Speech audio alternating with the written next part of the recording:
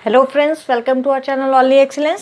सो आज हमारा जो एनसीईआरटी का 9th का क्लास है उसमें हमारा 7th चैप्टर स्टार्ट होने वाला है, 7th यूनिट। इसके बाद हम 5th यूनिट पे भी जाएंगे। ठीक है, तो अभी 5th यूनिट क्योंकि हमने छोड़ रखी थी, तो अभी 7th ही फिनिश होने के बाद हम 5th यूनिट पे जाएंगे। ठीक है, तो आज का हमारा जो यूनिट का नाम है दैट इज ट्राइंगल्स। ठीक है, ट्राइंगल्स हिंदी में इसको त्रिभुज कहते हैं। ठीक है, अभी आज हम देखेंगे कि भाई त्रिभुज होते क्या है, बहुत बेसिक सा, क्योंकि आप सब जानते ही हैं कि ट्राइंगल्स क्या होते हैं। So let's not waste time on that. And then फिर हम उसके बाद जो मेन है वो हमारा देखेंगे कॉन्ग्रुएंसी। कॉन्ग्रुएंस क्या होते हैं, कॉन्ग्रुएंस ट्राइंगल्स क्या होते हैं, कॉन्ग्रुएंट ट्राइंगल्स क्या होते हैं, कॉन्ग्रुएंसी रूल्स होता है या कॉन्ग्रुएंट लिखे इसको, कॉन्ग्रुएंट ट्राइंगल्स क्या होते हैं। ठीक है, ये हम देखेंगे कि कॉन्ग्रुएंट ट्राइंगल्स क्या होते हैं और रूल ऑफ कॉन्ग्रुएंस क्या होता है। तो ये जो कॉन्ग्रुएंस होता है उसको हिंदी में बोलते हैं अनुरूपता। अनुरूपता, तो अभी हिंदी वाले ये समझ ही गए होंगे कि अनुरूपता का मतलब क्या होता है, यानी एक ही रूप रंग। ठीक है, तो कॉन्ग्रुएंस का मतलब होता है कोई भी फिगर, 2, 2 से 4, 4 से 6, कितने भी फिगर्स दिए रहें, वो फिगर्स एक दूसरे का कॉन्ग्रुएंस कब कहलाते हैं, जब उनका शेप, साइज और मतलब on in every respect they are similar.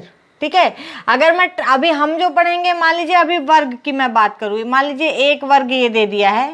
ठीक है, इसकी ये 1 cm की ये दिया है, 1 cm, ये वर्ग है। ठीक है, रेक्टेंगल तो है नहीं, तो चलिए इसको लिखने की जरूरत नहीं है, वर्ग है। ठीक है, अभी दूसरा वर्ग अगर मुझे दे दिया है, उसकी भी जो सारी ये है, सारी आर्म्स हैं वो 1 सेंटीमीटर की ही है। ठीक है, इस वर्ग की भी जो सारी साइड्स हैं चारों, वो भी 1 सेंटीमीटर की हैं। तो अगर मैं इस वर्ग को ऐसे उठाऊं, मान लीजिए कोई डिब्बा ऐसे उठाऊं और इसके ऊपर ले जाके रख दूं, तो क्योंकि ये जो आपका है, ये जो भुजा है, जो साइड है, वो इस साइड के इक्वल है। ठीक है, ये साइड इस साइड के इक्वल है, ये साइड इस साइड के इक्वल है, ये साइड इस साइड के इक्वल है। ये तो हो गई भुजाओं की बात, यानी चारों भुजाएं एक दूसरे के इक्वल है, चारों साइड जो है एक दूसरे के इक्वल है दोनों में। प्लस वर्ग के तो सारे एंगल्स भी 90 डिग्री होते हैं, तो कहीं टिल्ट होने का सवाल ही नहीं होता। यानी ये स्क्वायर इस स्क्वायर को पूरी तरह ढक लेगा। ना तो आप जब जैसे, ना तो कोई साइड छोटा या टिल्टेड रहेगी, ना कुछ भी, ना नीचे से देखने पे कुछ भी होगा, ना इसका कोई साइड टिल्टेड आपको दिखेगा या छोटा बड़ा, ना इसका कोई साइड दिखेगा। तो जब कोई भी दो कोई भी फिगर्स दिए हों, वो एक दूसरे को पूरी तरह से ढक ले। ठीक है, यानी अगर एक के ऊपर दूसरा उठा के रखो तो आपको कोई भी डिफरेंस पता ना चले, वो देखने में लगे जैसे एक ही है। ठीक है, तो दैट इज कॉल्ड कॉन्ग्रुएंस। ठीक है, वो कॉन्ग्रुएंस कहलाता है। अब अगर हम बात करते हैं ट्राइंगल्स की, और कॉन्ग्रुएंसी क्या होती है ट्राइंगल्स में अगर देखना है, तो जब दो ट्राइंगल्स सभी रेस्पेक्ट्स में सेम हो, मान लीजिए अगर मैंने कहा कि ये ट्राइंगल दो हैं, और मान लीजिए बोल दिया, अभी तो मैं आपको बता देती हूँ, बाद में हम इसको प्रूव भी करेंगे। मान लीजिए बोल दिया ये 1 सेंटीमीटर है, ये 1 सेंटीमीटर है, ये 2 सेंटीमीटर है, ये 2 सेंटीमीटर है, ये 3 सेंटीमीटर है, और ये 3 सेंटीमीटर है। अब जरा देखिए, अगर मैं इस ट्राइंगल को ऐसे उठाऊं और इस पे रख दूं, तो ये तीनों साइड्स इक्वल होने के कारण एक दूसरे के ऊपर ही आ जाएंगी। ठीक है, अब चूंकि तीनों साइड्स इक्वल है, तो एंगल के छोटे बड़े होने का कोई सवाल ही नहीं उठता है, एंगल्स भी आपस में इक्वल होंगे ही होंगे। ठीक है, तो ये हम बाद में पढ़ेंगे, प्रूफ करेंगे। ठीक है, तो अभी आपको देखने में क्या लग रहा है कि इस ट्राइंगल को उठा के इसमें अगर रखना, तो ये पूरी तरह ढक जाएगा। तो ये मतलब ये दोनों ट्राइंगल आपस में कॉन्ग्रुएंट हैं, these are called congruent triangles. ठीक है, या अनुरूप त्रिभुज कहलाते हैं, और इनकी जो प्रॉपर्टी होती है वो कॉन्ग्रुएंस कहलाती है, कॉन्ग्रुएंस, प्रॉपर्टी ऑफ कॉन्ग्रुएंस। ठीक है, कॉन्ग्रुएंस स्पेलिंग होती है आपकी CONGRUENCE, कॉन्ग्रुएंस। ठीक है, और जब ट्राइंगल्स को लिखेंगे तो कॉन्ग्रुएंट लिखेंगे। ठीक है, तो चलिए अब हम देखते हैं कि कैसे कोई भी दो ट्राइंगल्स कॉन्ग्रुएंट हैं या नहीं, ये आप देखेंगे। ठीक है, तो पहला जो है आपका, पहला जो रूल है, जो पहला आपका दिया हुआ है, दैट इज कॉल्ड, जो फर्स्ट रूल ऑफ कॉन्ग्रुएंसी है, जो फर्स्ट रूल ऑफ कॉन्ग्रुएंसी है, फर्स्ट रूल ऑफ कॉन्ग्रुएंस, ये जो फर्स्ट रूल ऑफ कॉन्ग्रुएंस है वो क्या है, AS, साइड एंगल साइड, यानी साइड एंगल साइड। अब इसमें आप पहले से ही कंफ्यूज मत होइए, मैं आपको बता दूं। साइड एंगल बीच में आया है, फिर साइड आया है, यानी एक भुजा, फिर उससे बनने वाला एंगल, और फिर जिस दूसरी भुजा के साथ, जिस दूसरी साइड के साथ वो एंगल बना रही है, यानी साइड एंगल, और ये एंगल इस साइड के साथ बना रही है, तो ये साइड, यानी ये साइड इक्वल हो, ये एंगल इक्वल हो और ये साइड इक्वल हो, तो ये जो ट्रायंगल होता है और ये जो ट्रायंगल होता है वो कॉन्ग्रुएंस होते हैं आपस में, ठीक है, कॉन्ग्रुएंट होते हैं। इसको अगर मैं A B C बोलूँ, इसको D E F बोलूँ, तो अगर मेरी जो DE है वो AB के इक्वल है, DE is equal to AB, ठीक है, देन एंगल B, मैं सीधा एंगल B ही लिख रही हूं, ठीक है, angle B is equal to angle E, क्योंकि E के साथ और कोई अभी दूसरी लाइन तो एंगल बना नहीं रही है, तो सीधा एंगल B ही लिखा है, ठीक है। और तीसरा क्या है, पहले साइड, फिर बीच का एंगल, और फिर दूसरी साइड। इसका मतलब क्या हो गया कि दो साइड और उनसे बने बीच का एंगल, उनके बीच का इंक्लूडेड एंगल जो है, अगर ये इक्वल हो दूसरे ट्रायंगल के दो साइड और इंक्लूडेड एंगल से, तो दोनों ट्रायंगल आपस में कॉन्ग्रुएंट होते हैं, ठीक है। तो ये क्या है, BC is equal to EF, तो ये आपका दोनों ट्रायंगल कॉन्ग्रुएंट होंगे।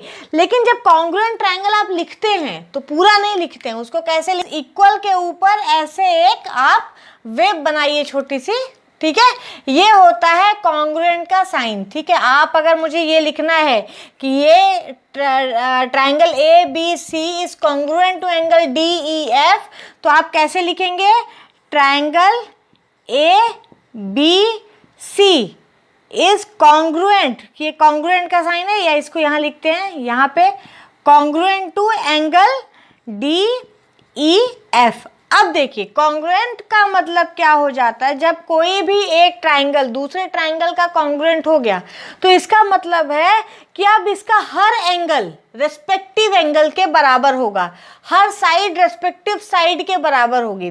जैसे आपको दिया क्या है कि केवल AB बराबर है DE के, ठीक है, और BC बराबर है EF के, तो और इनके बीच का एंगल बराबर है एंगल E के, तो ये ट्रायंगल इसके कॉन्ग्रुएंट हो गया। अब जब ये कॉन्ग्रुएंट हो गया है, यानी इसका हर पॉइंट, हर वर्टेक्स रेस्पेक्टिव वर्टेक्स को कवर कर लेगा, यानी A कवर करेगा D को, ठीक है, क्योंकि AB और DE बराबर है। अब आप कहेंगे DE और ED भी तो एक ही होता है, ठीक है, लेकिन एंगल कौन सा बराबर है, E और B ना, तो E जो है वो B को कवर करेगा, तो B कवर करेगा E को, इसको कैसे दिखाएं, ऐसे लिख लेते हैं, B कवर करेगा E को और C कवर करेगा F को, ठीक है। तो ये देखिए आप, तो एंगल C जो है वो ऑटोमेटिकली एंगल F के बराबर हो जाएगा, जो आपके साइड DE DF है वो ऑटोमेटिकली AC के बराबर हो जाएगी। यानी जब दो ट्रायंगल्स कॉन्ग्रुएंट हो जाते हैं तो उनका हर एंगल, हर साइड रेस्पेक्टिव एंगल और साइड के बराबर हो जाता है। तो आपको कुछ भी निकालने को बोला गया है तो आप इजीली निकाल सकते हैं, उसमें कंफ्यूज मत होइएगा कि दिया तो हमें ये दोनों है और भी पूछा है इस साइड का। जब ये और ये इक्वल दे दिया है तो इसका मतलब कि ये जो है इसके ऑटोमेटिकली इक्वल हो ही जाएगा, ठीक है। तो कॉन्ग्रुएंसी का ये रूल होता है, ये एंगल इसके हो जाएगा, ये A होगा वो D के इक्वल हो जाएगा रेस्पेक्टिव।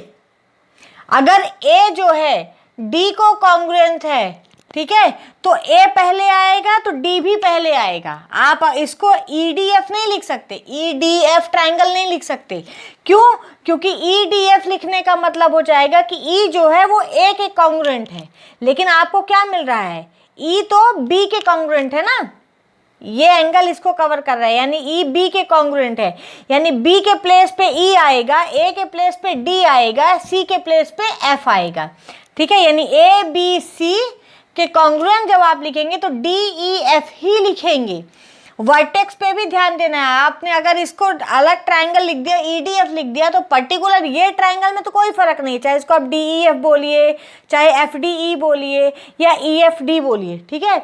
लेकिन जब इसको इसके कॉन्ग्रुएंट दिखाना है तब इसमें आपको वर्टेक्स उसी क्रम में लेने पड़ेंगे जो कॉन्ग्रुएंसी का क्रम है, जो कॉन्ग्रुएंसी का आपका जो भी सीरीज रहेगी उसी में लेंगे आप, ठीक है। तो आप देखिए ये हो गया आपका, ये कॉन्ग्रुएंसी का आपने लिख दिया, ऐसे लिखते हैं, ठीक है। चलिए अब देख लेते हैं इस पे एक क्वेश्चन आपकी बुक का एक देख लेते हैं, ठीक है, क्या क्वेश्चन दिया है। उसके बाद हम ये एक्सियम होती है, ये स्वयं सिद्ध होती है, इसको प्रूव करने की जरूरत नहीं होती है, ठीक है। ये आपको प्रूव करने को नहीं आएगा। ये पहली जो है आपकी SAS, भूलिएगा नहीं, फर्स्ट क्या है, फर्स्ट है आपका SAS, side angle side rule of congruency, ठीक है। चलिए अब अगला देख लेते हैं हम। अगला आपका क्या दिया है,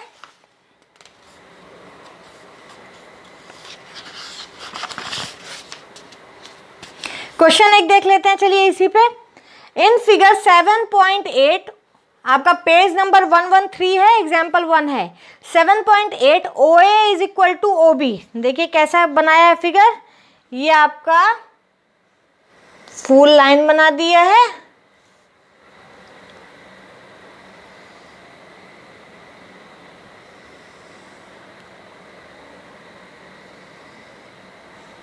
ठीक है। ये फिगर आपका बनाया है, क्या कह रहा है कि ये O है, BA, तो OA और OB को बराबर बता रहा है ये। चलिए भाई ठीक है। फिर OC और OD को बराबर बता रहा है, ओके, ठीक है। यहां तक दिख रहा है ना सबको। चलिए एक बार देख लेते हैं, पहले दिख रहा होगा, ठीक है।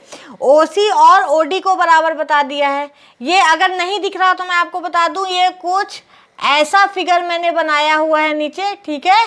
ये O है, फिर ये आपका A है, ये B है, C है, D है, ठीक है। तो OC OD को इक्वल बताया है और OA OB को इक्वल बताया है, ठीक है। अब क्या बोल रहा है कि angle OA is equal to OB and OD is equal to OC। तो OA is equal to OB, ठीक है, OA is equal to OB and OD is equal to OC, ठीक है। ये देखिए ये C जो वर्टेक्स है ये D को कवर कर रहा है, OC और OD इक्वल है, तो इसको ऐसे पलटाएंगे तो ये D को कवर करेगा, ठीक है। अब यानी ये डायरेक्ट ऐसे नहीं, आप ऐसा नहीं कर सकते कि अगर आपका एक ट्राइंगल है, एक इधर ट्राइंगल बना हुआ है, ये ऐसा बना हुआ है, ये ऐसा, तो इसको आप पलटा के इसके ऊपर रिवर्स नहीं रख सकते। उससे क्या होगा, D और B हो जाएगा, यानी OD और OB इक्वल आ जाएगा, जबकि ऐसा नहीं है। इक्वल क्या है, OC और OD है, यानी इसको पहले रोटेट करिए, रोटेट होगा उसके बाद वो पलटेगा, ठीक है। यानी ये OD जो है वो OD जो है वो OC को करेगा, यानी C जो है ये B के आएगा, ठीक है, और D जो है वो C के आएगा। और OA और OB है ना, तो ये जो है A को करेगा, ये जो है ये B को करेगा, ठीक है। O तो दोनों में कॉमन है। तो अब बोल रहा है कि आप पहले तो दोनों ट्राइंगल को, ट्राइंगल OC नहीं, यहाँ B नहीं, सॉरी ये D है, ठीक है। OCD को आपको क्या प्रूव करना है, प्रूव दैट ट्राइंगल, क्या प्रूव करना है, AOD is congruent to BOC। Triangle AOD is congruent to triangle BOC। देखिए A B को है, ठीक है, O दोनों में कॉमन है, D C का है, ठीक है, ये सही लिखा है। तो BOC, A की जगह B आया है, O की जगह O ही है, D की जगह C आया। लिखने का ढंग एकदम देख लीजिएगा ध्यान से हमेशा, ठीक है, नहीं तो गलत हो जाता है। ये मत सोचिएगा अरे वही तो लिखा था, वो गलत हो जाएगा, बिल्कुल गलत हो जाएगा। सो आप हमेशा ऐसे लिखिएगा, ठीक है। तो अब देखिए आपको एक तो ये प्रूफ करना है, दूसरा प्रूफ करना है कि CB जो है या BC जो है वो पैरेलल है AD के, ये दूसरी चीज प्रूव करनी है। तो पहले चलिए इस पे प्रूव कर लेते हैं। एक बार कॉन्ग्रुएंट प्रूव हो गया तो सब हो जाएगा। ये साइड आपकी इसके इक्वल दिया है, यानी क्या दिया है कि OC is equal to OD, side मिल गई इक्वल। फिर OB is equal to OA, OB is equal to OA, ठीक है भाई। अब इन दोनों साइड के बीच में बनने वाला एंगल कौन सा है? एक ही ट्रायंगल की दोनों साइड OC और OB, OC और OB के बीच में ये एंगल बन रहा है, ठीक है। और इधर OD और OA के बीच में, इसके और इसके बीच में ये एंगल बन रहा है। तो ये दोनों एंगल तो वर्टिकली अपोजिट एंगल हैं, तो ये तो ऑटोमेटिकली इक्वल हो जाएंगे। Vertically opposite angle are automatically equal, क्योंकि ये BC CD जो लाइन है वो तो सेम ही है, सेम लाइन है, ठीक है। CD में ही बीच में कहीं O पॉइंट है ना, तो ये वर्टिकली अपोजिट एंगल हो जाएंगे। तो क्या है कि angle COB is equal to angle AOD। इसमें नीचे आप लिखेंगे वर्टिकली अपोजिट एंगल। क्या लिखेंगे? वर्टिकली अपोजिट एंगल, ठीक है। तो जब आप ऐसा लिखेंगे तो अब आपको क्या मिल गया? साइड मिल गई दो, ये, और दोनों के बीच में बनने वाला एंगल यानी साइड एंगल साइड, ठीक है। साइड एंगल साइड, ठीक है। जब दो साइड और दोनों के बीच में बनने वाला एंगल दूसरे ट्रायंगल के दो साइड और दोनों के बीच में बनने वाले एंगल के इक्वल होता है, तो आपकी कौन सी लगती है? SAS, side angle side. इस कॉन्ग्रुएंसी, रूल ऑफ कॉन्ग्रुएंसी के थ्रू आपने प्रूव कर दिया कि triangle AOD is congruent to triangle BOC, यानी जो त्रिभुज AOD है वो त्रिभुज BOC के अनुरूप है, कॉन्ग्रुएंट है, ठीक है। ये प्रूफ कर दिया। चलिए, अब जब ये दोनों अनुरूप हैं, यानी ये दोनों जब कॉन्ग्रुएंट हो गए, तो ऑटोमेटिकली आपका जो ये एंगल है ये इसके इक्वल हो जाएगा। क्यों? क्योंकि C जो है वो D को कॉन्ग्रुएंट कर रहा है। तो ये जो एंगल है यानी CD को कर रहा है, OC OD को कर रहा है, और BC AD को कर रहा है। तो BC और OC के बीच में जो एंगल बनेगा ये वाला, वो OD और AB के बीच में एंगल कौन सा बन रहा है? ये वाला, इसके इक्वल हो जाएगा। अब जब ये दोनों एंगल इक्वल हैं, ये जब दोनों एंगल इक्वल हो जाएंगे, एंगल BCO या OCB, यानी angle OCB is equal to angle ODA, angle ODA होगा ना इक्वल। वर्टिकल, ये आपका कौन सा, ये एंगल हो जाएंगे ना इक्वल, क्योंकि कॉन्ग्रुएंट है।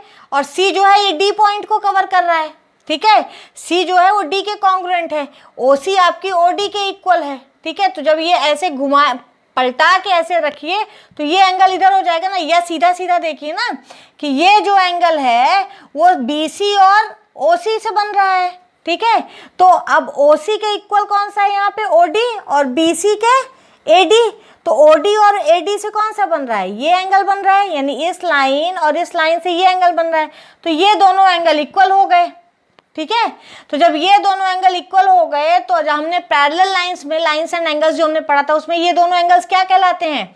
दो लाइंस अगर पैरेलल हो तो ये दोनों एंगल इंटरनल एंगल कहलाते हैं। ये CD आपकी ट्रांसवर्स लाइन हो गई, ट्रांसवर्सल लाइन हो गई। तो जब ये ट्रांसवर्स हो गया CD, आपका ट्रांसवर्सल लाइन हो गई CD, तो ये एंगल और ये एंगल क्या कहलाएंगे? अल्टरनेट एंगल कहलाते हैं। तो अल्टरनेट एंगल आपके इक्वल हो गए। जब अल्टरनेट एंगल इक्वल हो गए तो दोनों लाइंस हैं वो पैरेलल हो गई हैं, ठीक है। अगर ये दोनों लाइंस पैरेलल ना होती तो अल्टरनेट एंगल्स इक्वल नहीं होते किसी भी ट्रांसवर्सल लाइन के थ्रू जो बना है, ठीक है। तो ये हो गया आपका SAS कॉन्ग्रुएंस रूल, ठीक है। अब देखिए अगला क्या दिया? AB is a line segment and line L is it's perpendicular bisector. ध्यान रखिए, बाइसेक्टर का मतलब होता है जो दो हिस्सों में डिवाइड कर दे, ठीक है। यहाँ पे दिया परपेंडिकुलर बाइसेक्टर। परपेंडिकुलर का मतलब 90 डिग्री का एंगल बनाता है, ठीक है। और बाइसेक्टर का मतलब कि दो हिस्सों में डिवाइड कर दे, यानी जिस साइड पे 90 डिग्री का एंगल बनाता है उसको दो हिस्सों में डिवाइड करता है, ठीक है। तो चलिए क्या दिया है कि आपका एक कोई AB लाइन दिया है, उस पे L जो है परपेंडिकुलर बाइसेक्टर डाला है, ठीक है। If a point P lies on L, show that P is equidistant from A and B। Show that P is equidistant from A and B। Okay, equidistant का मतलब आपको साइड अभी इक्वल प्रूव करनी पड़ेगी, यानी कॉन्ग्रुएंसी दिखा दीजिए तो ये इक्विडिस्टेंट प्रूफ हो जाएगा, ठीक है। चलिए हम इसको करके देख लेते हैं, ठीक है। कुछ टर्म्स होते हैं जो आते हैं, आपको ध्यान रखना है, भूलना नहीं है, ठीक है। जैसे इसमें क्या है, आपका दिया है कि भाई एक कोई भी लाइन सेगमेंट है, ए बी लाइन सेगमेंट दिया हुआ है आपके, एल जो है वो परपेंडिकुलर बाइसेक्टर दे दिया है आपका, ठीक है। कह रहा है कि पी जो है, तो परपेंडिकुलर बाइसेक्टर का मतलब ये 90 डिग्री हो गया, और ये 90 डिग्री हो गया, तो ये भी इधर से भी 90 डिग्री हो गया, बाइसेक्टर तो ये इसका पूरे का है, और ये जो है ये इसके इक्वल हो गया। कह रहा है कि यहाँ पे कोई इसने P दिया है, P पॉइंट है, तो आपको प्रूव करना है कि जितनी डिस्टेंस P की A से है उतनी ही डिस्टेंस P की B से है। यानी प्रूव क्या करना है कि PA is equal to PB, ठीक है। बहुत इजी है, देखिए इसको मान लीजिए आप क्या मानेंगे, चलिए O मान लें, ठीक है। इसमें आपके बुक में कुछ और माना है, अभी पेज पलट गया, चलिए O मान लिया, तो AO जो है OB की इक्वल है। क्यों? क्योंकि L is perpendicular bisector of AB, तो ये जहाँ पे पॉइंट पे कट करेगा वो दोनों को इक्वल हिस्सों में, इक्वल पार्ट्स में डिवाइड कर देगा, ठीक है। यानी L जो है AB को दो इक्वल पार्ट्स में डिवाइड कर रहा है, यानी AO और OB जो है एक दूसरे के इक्वल हो जाएंगे, यानी AO is equal to OB, ठीक है। ऐसा कर लीजिए, या BO लिख लीजिए, कॉन्ग्रुएंसी हमें प्रूव करनी है ना, तो ऐसा लेके चलते हैं, BO ले लीजिए, यानी A की जो O से डिस्टेंस है वही B की O से है, ठीक है। OP जो आपका सेगमेंट है, ये जो OP मिल रहा है ये OP के ही इक्वल है, ये OP जो है वो इस ट्रायंगल का भी हिस्सा है और OP इस ट्रायंगल का भी हिस्सा है, यानी OP is equal to OP कर दिया आपने, ठीक है। और ये आपका हो गया 90 degree, POA, angle POA is equal to angle POB। ये एंगल क्या है, ये AO और OP के द्वारा बनाया गया एंगल है, ठीक है। सेम तरीके से ये एंगल क्या है, एंगल BO और OP के द्वारा बनाया गया है, यानी साइड इस साइड के इक्वल, ये साइड दोनों में कॉमन ही है यानी इक्वल, और दोनों साइड से बना हुआ जो एंगल है इस ट्रायंगल का वो इस ट्रायंगल के दोनों में से बने हुए एंगल बीच में इंक्लूडेड एंगल के इक्वल है। तो side angle side, side angle side property लग गई, तो आपका क्या हो जाएगा ट्रायंगल। अब देखिए ए बी को करेगा, पी दोनों में कॉमन है ओ, तो ऐसे लिखना है a triangle A O P is congruent to triangle BOP, triangle BOP। अब जब ये ट्रायंगल कॉन्ग्रुएंट हो गए इसका मतलब side AP is equal to side PB, यही तो आपको प्रूव करना था, PA is equal to PB, यही प्रूव करना था, हो गया प्रूफ। तो ये हो गया आपका साइड एंगल साइड का कॉन्ग्रुएंसी रूल। आप कैसे करेंगे कि दोनों ट्रायंगल कॉन्ग्रुएंट है, यदि दो साइड्स और उनके बीच का बना हुआ जो एंगल है वो कॉन्ग्रुएंट हो। अगला है आपका एंगल वाला, ठीक है, जिसमें एंगल साइड दिया है, I think angle side angle है, एंगल साइड एंगल वाला है, तो वो हम अगले अपने वीडियो में पढ़ेंगे। आज आप इससे रिलेटेड सारे क्वेश्चंस करिए, ठीक है, उसके जो भी क्वेश्चन हो अभी आप ड्रॉप करिए, अभी आप मत वो करिए, इससे रिलेटेड क्वेश्चंस करिए एंड बताइए कि आपसे बना कैसे हुआ, आपने किया इजीली या नहीं, और जहाँ नहीं समझ में आया do comment us, we really love to reply to your comments. And like करना मत भूलिए, वीडियो को शेयर करना मत भूलिए अपने फ्रेंड्स के साथ, सब्सक्राइब करना मत भूलिए हमारे चैनल को, बेल आइकॉन जरूर दबा के रखिए, आपको नोटिफिकेशन आएगा जब भी हम नया वीडियो अपलोड करेंगे। डेली हमारे 2 से 3 वीडियोज़ अपलोड होते हैं, इस समय तो 2 ही हो पा रहे हैं, बिकॉज थोड़ा सा हमारा अभी ऑफिसेज वगैरह का काम थोड़ा बहुत स्टार्ट हो ही गया है, जैसे जैसे लॉकडाउन ख़त्म होता जा रहा है, सो शेड्यूल थोड़ा सा बिजी हो गया है, तो 2 ही वीडियो अपलोड हो पा रहे हैं, but we will try hard कि 3 हो, अदरवाइज 2 तो पर्टी को होंगे ही होंगे, ठीक है। सो डू कमेंट कि आपको आज का वीडियो कैसा लगा, शेयर करिए अपने फ्रेंड्स के साथ। Thanks for watching, thank you so much.